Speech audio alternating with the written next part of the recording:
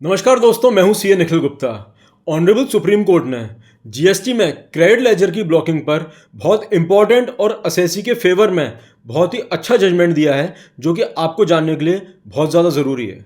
लेकिन friends, judgement जानने से पहले ये जानते हैं कि जीएसटी में क्रेडिट लेजर की ब्लॉकिंग क्या होती है। क्या ऑफिसर आपके क्रेडिट लेजर को ब्लॉक कर सकते हैं?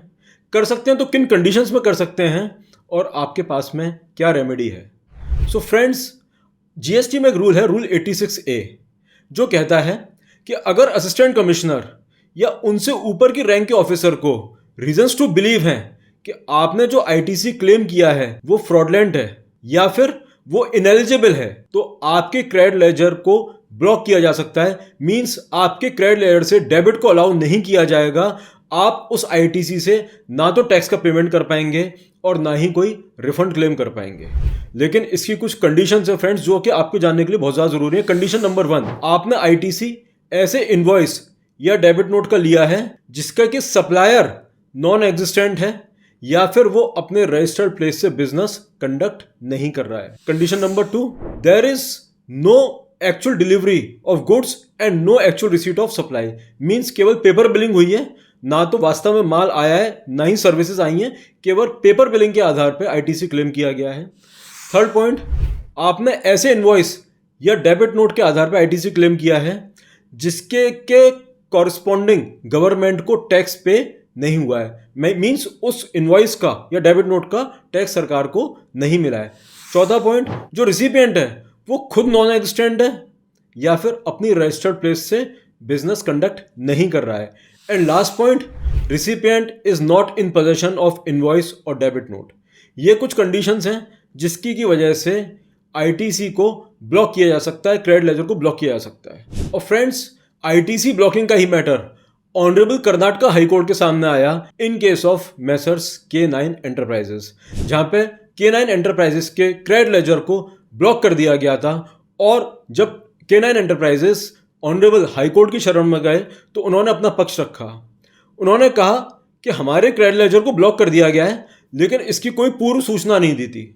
Means there was no notice issued, no intimation done, सीधे क्रेडिट लेजर को ब्लॉक कर दिया है। और साथ में जो हमारा क्रेडिट लेजर को ब्लॉक किया है उसमें ऑफिसर के पास में कोई भी रीजन टू बिलीव नहीं थे।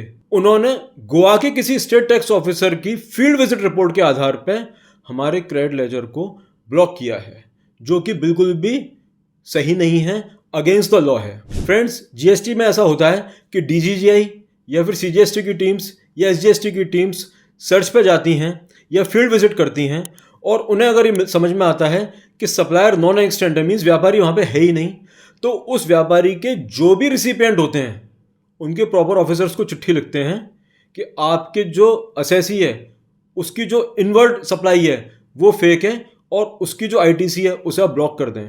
और यही कुछ K9 एंटरप्राइजेस के साथ भी किया गया था। फ्रेंड्स, जब डिपार्टमेंट ने अपना पक्ष रखा तो उन्होंने कहा कि हम आईटीसी को ब्लॉक कर सकते हैं।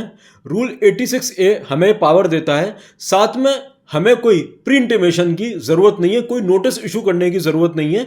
ये एक प्रीएम्प्टिव एक्शन है और असेसी चाहे तो बाद में इस जो हमारी ब्लॉकिंग है, जब प्रोसीडिंग्स होंगी तो इस ब्लॉकिंग को कंटेस्ट कर सकता है, लेकिन इनिशियली हमारे पास पावर्स है कि हम आईटीसी को ब्लॉक कर दें।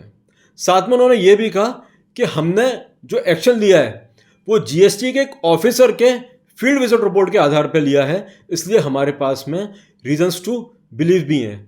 आईटीसी के मिसयूज को रोकने के लिए ही ये प्रीएम्प्टिव एक्शन लिया जाता है। लेकिन फ्रेंड्स, डिपार्टमेंट के इस कंटेंशन को हाई कोर्ट ने पूरा रिजेक्ट कर दिया। ऑनरेबल कर्नाटक हाई कोर्ट ने कहा कि जब आप किसी असेसी के क्रेडिट लेजर को ब्लॉक करते हैं तो आप उसके व्यापार करने की, उसके बिजनेस करने की एबिलिटी को हर्ट करते हैं, जिसके कि सीवियर सिविल कॉन्सिक्वेंसेज हैं। आप मेरा बिजनेस बंद कर रहे हैं और मेरे को अपॉर्चुनिटी ऑफ बीइंग हर्ट भी नहीं दे रहे हैं। ये नेचुरल जस्टिस के विरुद्ध है।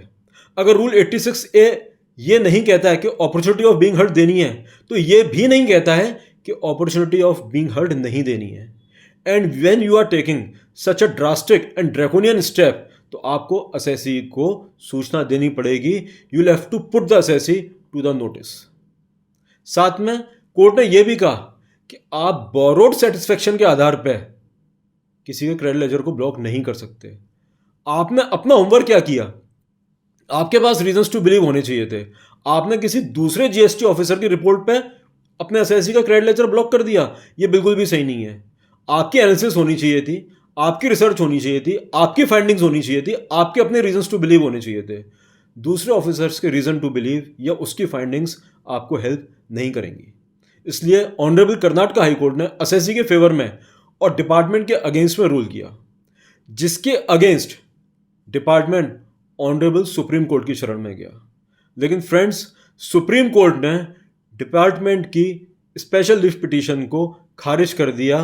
कोर्ट ने कहा कि आपकी पिटीशन में कोई भी मेरिट नहीं है, इसलिए पिटीशन को रिजेक्ट किया जाता है और ऑनरेबल कर्नाटका हाई कोर्ट के जजमेंट को अपहेल्ड किया जाता है।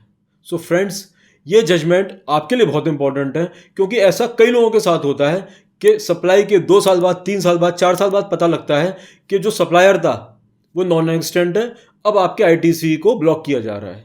So this judgement will help you allot.